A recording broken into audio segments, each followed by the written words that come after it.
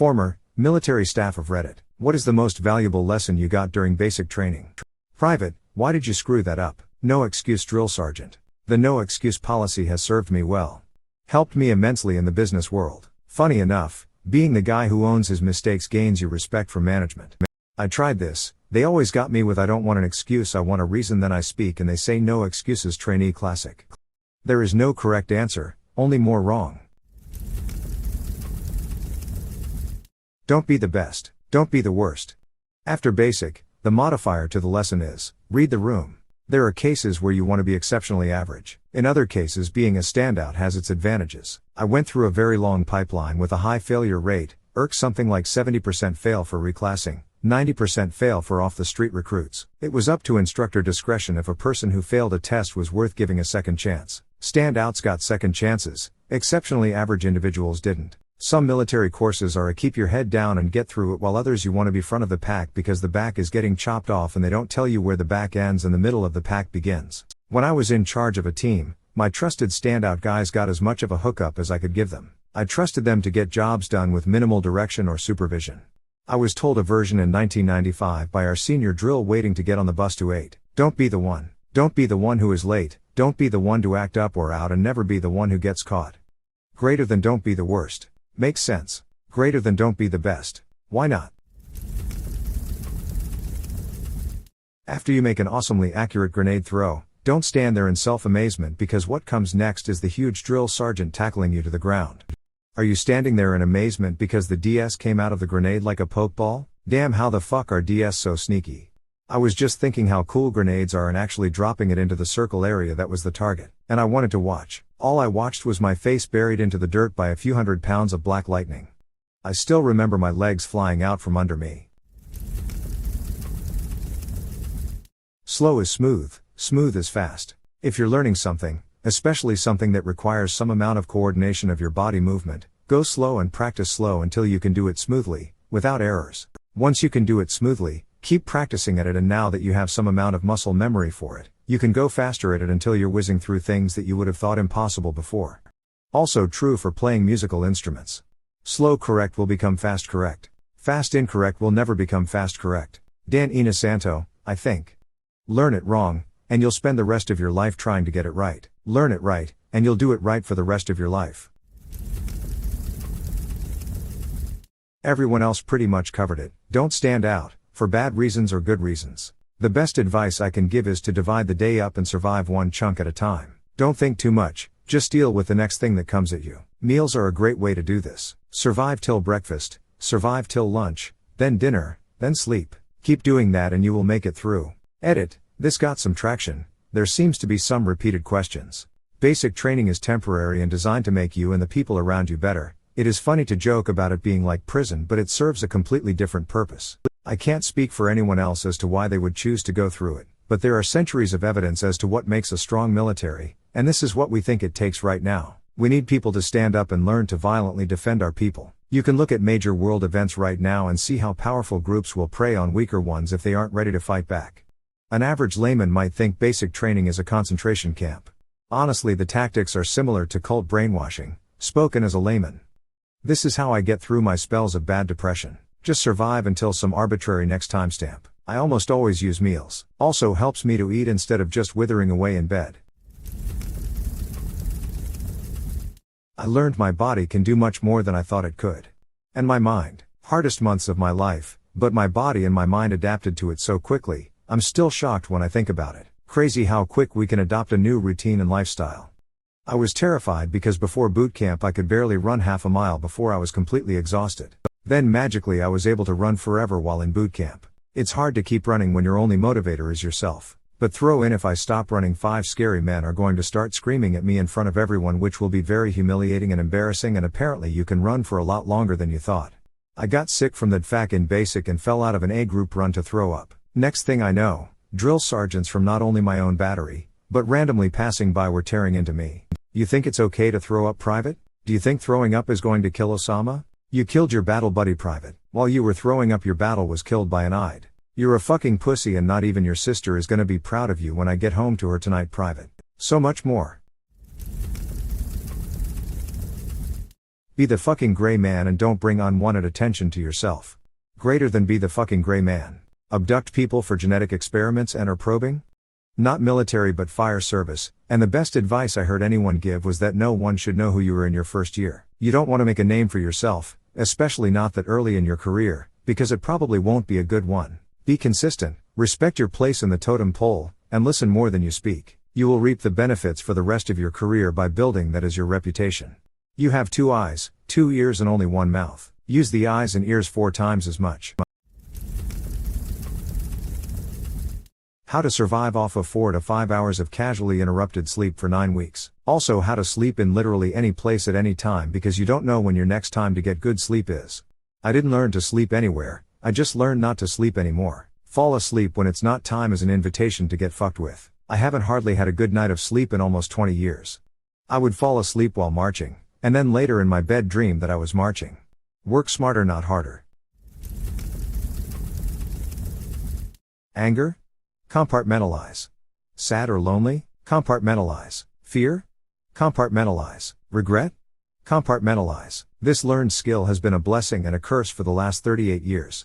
When I was in federal prison, some of the other inmates were former military. Those guys handled prison like fucking champs. I guess they all had the attitude that you described. Just compartmentalize everything and power through the day. Compartmentalization was a skill I learned after going through 3 divorces with my mom. It also came in handy during my time in the military, and even afterwards, knowing that no matter what life threw at me, I was going to get through it. Spot on. The curse is when you're referred to as stoic and disconnected when all you're really doing is coping. If you get sick and have to get taken off base to a hospital by your drill instructor during his poker night, he will get his revenge. I broke my leg during a hike and Mighty had to drive me to the Naval Hospital. He just ate snacks and dipped in the truck and swore he would come to the broken platoon and kill me if I told any of the other recruits. I like the oddly specific ones. Don't stand out, whether it's positive or negative. Never volunteer. Those with power are allowed to have screaming meltdowns, those without power must stay calm and collected. Never act guilty or nervous, especially when it's true. Reminds me of a joke I saw on Insta. Officer, I need 2 volunteers. Grunt, for what? Officer, I need 1 more volunteer. When my boss asks for volunteers and doesn't say for what, we know it's a shit job and we all keep our mouths shut. One day he asked why no one volunteers anymore and I said you've trained us all that if you don't give details, it's a shit job. He now gives details, but he sugarcoats it. The never volunteer thing is so real. You're about to have to do extra work for no benefit. The guy next to you can make your life hard by fucking up. Had a series of battle buddies that were verified shit pumps during BMQ. I remember that if my partner was all fucked up for inspection it fell on his head first then trickled down onto me for allowing him to be all fucked up. And boy howdy was he all fucked up constantly. I had to set up his bunk for the next day a couple of times because he'd fuck off to God knows where. My faith in God was restored when he swiped out of our platoon. The next guy couldn't march, couldn't do weapon drills. I spent most of my time couching him to no avail. Again dribbled onto my head that he was fucked up because I wasn't trying hard enough. He was pulled out because he failed the drill and weapon tests. Next guy was better, fully self-sufficient. He had a mouth on him. His fuck-ups didn't fall on me directly but I was often near enough to get caught in the crossfire when he mouthed off. He broke his arm in one of the strangest incidents I've ever seen and got pulled out to recover. The next guy had a thing about drinking water and often got overwhelmed before inspection. I'd pick up the pieces and get him set and he'd be fine. Good kid but he scared the shit out of me one time when he just keeled the fuck over. He passed out cause he hadn't drank any water for like 48 hours. I caught flack for not keeping a good eye on him. He got moved to another section so he wasn't my battle buddy anymore. The last guy was the most solid guy I'd ever worked with. I got put on with him at the start of the field portion of training. He was made the course senior platoon leader, which made me second in command for the whole field portion. I never once had an incident with him. It was instead my turn as fuck up. I made a series of mistakes that end with me getting pulled out of the platoon after a bad case of heat stroke. Every single person I just mentioned I had a really good relationship with during training. Everyone fucks up. It's a roulette wheel and everyone gets it at least once. TLDR your buddies are going to fuck you over sometimes. It happens. I'm dying to know how the one guy broke his arm. You want your drill sergeant to look at you and go who TF are you? I was 5 weeks into basic before my drill sergeant noticed me. One day when he was calling out names for mail, he was like who the frick is PM_me_your_prince? My days of skating by were over. Lamau, Mine didn't know my name until the final inspection 2 days before graduation. I was the closest bunk to their office door. I count that as a win. When I was a military training instructor, I used to go through my roster, and anybody that did not stand out I used to bring them to my office, then chew their ass, just so they would have the full basic training experience. Sometimes flying under the radar gets you more attention than you want. Don't think, put your head down, and do what you're told. You are there to check the block. The drills are too overworked and sleep deprived to give a shit about how you feel doing something. Don't think is the best advice here. Just react to what they tell you, and being able to compartmentalize and dissociate a little bit will take you very far. Getting screamed at more aggressively than you've ever been screamed at before? No, you're not. You're back home mentally sitting on your couch. They can't touch you, so there's no reason to really be afraid. I remember we were in a field-to-field training. Because you only got so much time to eat, and your tack vest wasn't fully loaded, guys would shove food or things in unused pockets so they can snack if they need it.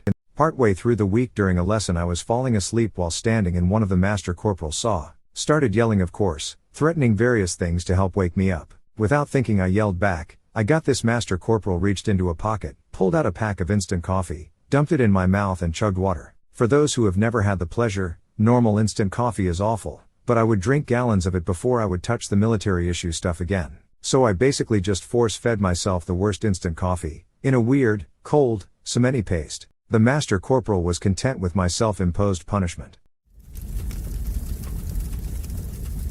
Be the gray man, middle of top third, running front of the pack, just behind the DS. Whenever a shit tasking comes your way, just say in your head, okay, let's do it.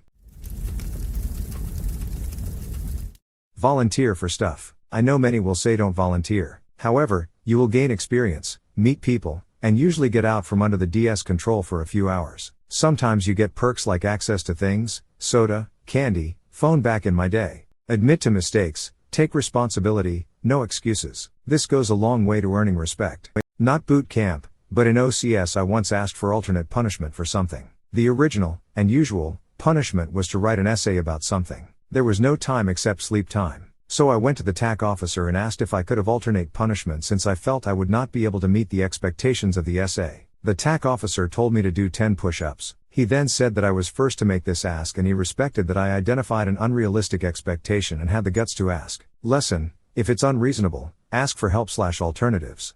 I was always told, and I learned this in boot camp myself, it's better to volunteer than be voluntold. And holy hell, it worked for me.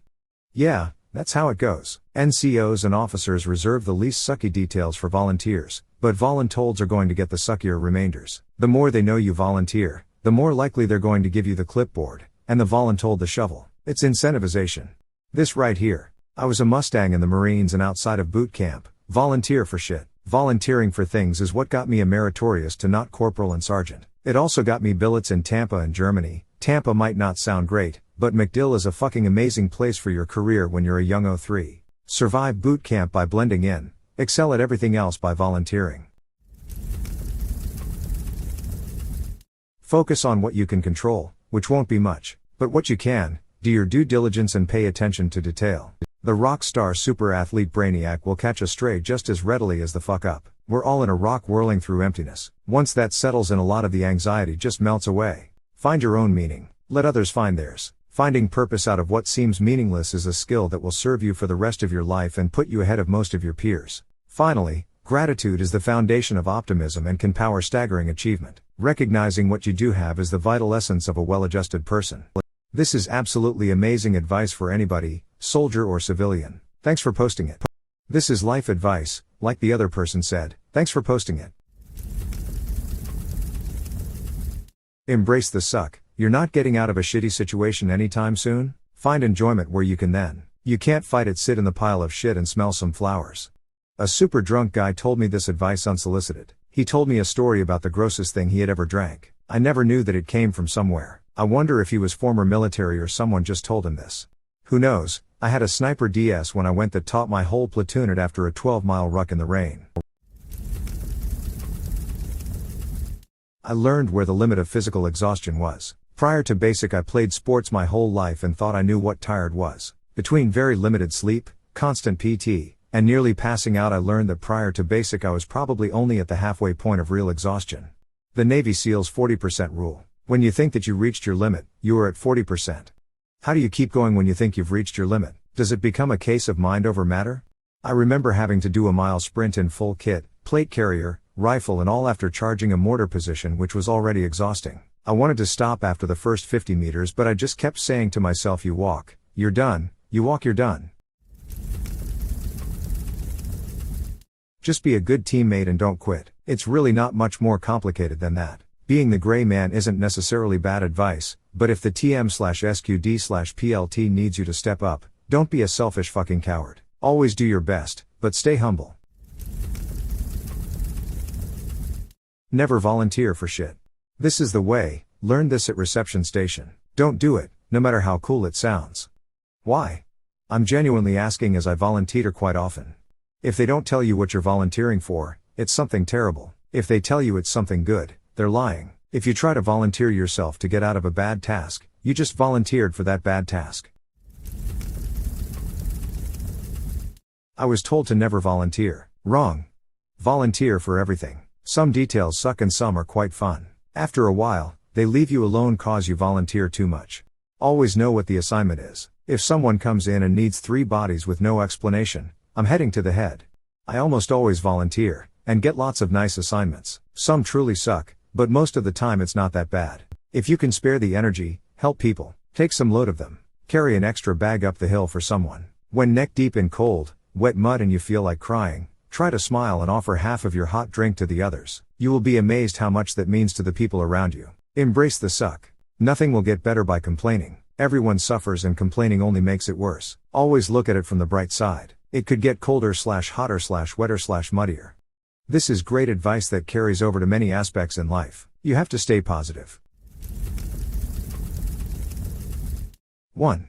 Have a sense of humor. Nothing will fuck you up more than taking things too seriously too. If you ever feel like you are struggling, look at the idiots that have passed this course and let that reassure you. 3. Don't take personal criticism personally. You will be getting beasted anyway, just go with it. 4. It's just a game. When you realize that, it's all gravy. 5. Attention to detail. 6. You will fail, it's designed for that. It's how you pick yourself up that matters. I'm in the UK but the idea of basic training is the same everywhere.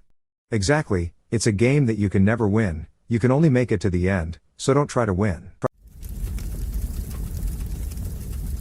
If you reveal that you can do an hour's work in 30 minutes, tomorrow they will expect you to do 2 hours work in 1 hour and punish you if you can't. So either take an hour to do it or never let on that you finished 30 minutes ago.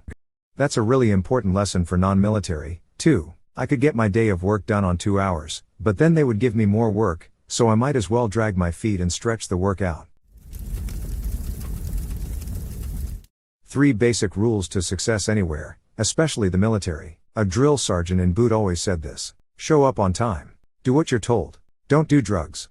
Right place, right time, right uniform. Show up and fit in is the gist.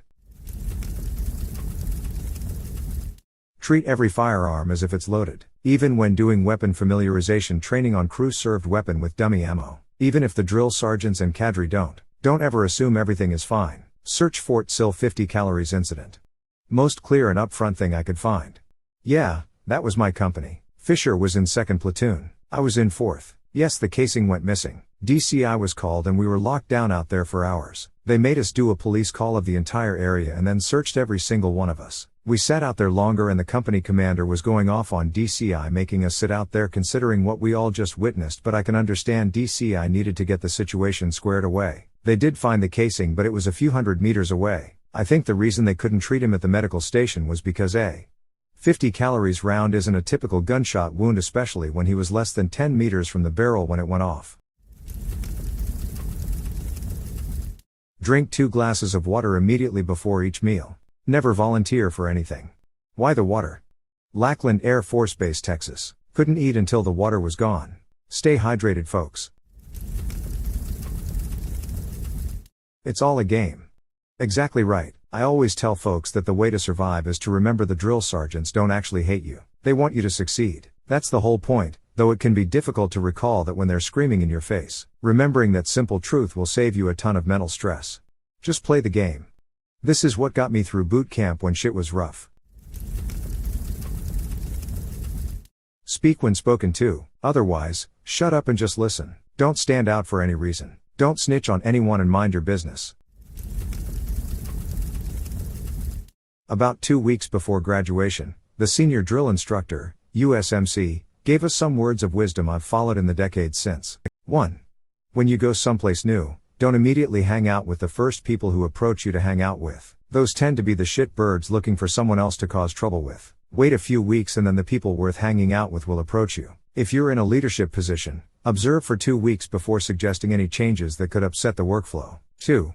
Learn the requirements to get promoted to the next rank. The day after you get promoted, start working on your next promotion. A bit harder in the corporate world where the rules aren't as well defined. 3. Open a savings account. Start saving 10% of every paycheck. Every time you get a pay raise or promotion, save half and keep half. You're already used to living on a smaller amount, so the half you keep will still be a bonus. The senior DI was FIRE long before it was even a concept.